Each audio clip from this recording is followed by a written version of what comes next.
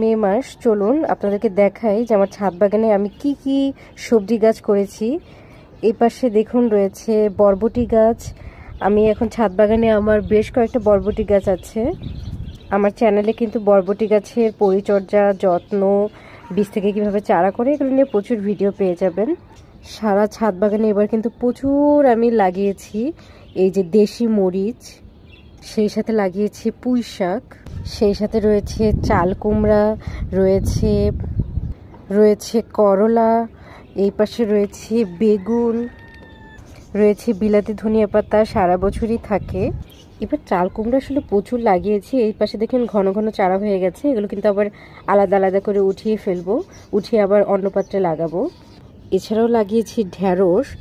এই দেখুন বস্তা থেকে শুরু করে মানে প্রতিটা জায়গায়, এবারে কোনো জায়গায় খালি রাখি নাই, সব জায়গায় এবার প্রচুর আসলে সবজি গাছ করেছি। এখানে তো পুরো মরিচের মানে একটা বীজ থেকে চারা তৈরি করা। আপনাদের আরেকটা স্ট্রাকচারে নিয়ে আসলাম। এখানে রয়েছে সাদা মরিচ, এগুলো প্রচুর খাওয়া হয়েছে অনেক দিন ধরে। এছাড়া এই পাশেও কিন্তু চাল কুমড়া লাগানো হয়েছে। এই পাশের স্ট্রাকচারে হচ্ছে দুন্দুল আছে, এই দেখুন দুন্দুল ধরেও আছে। এই পাশেও মরিচের চারা করা হচ্ছে। তারপরে হচ্ছে এই দেখুন বিলাতি ধনিয়া পাতার নতুন চারা করা হচ্ছে। এই যে এই পাশে রয়েছে আবার চাল কুমড়া।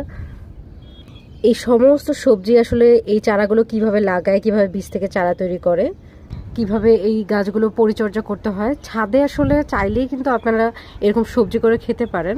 যারা আসলে চায় খুব দ্রুত আসলে ছাদ বাগানে একটা বাগান করতে, তারা কিন্তু অবশ্যই সবজি করবেন।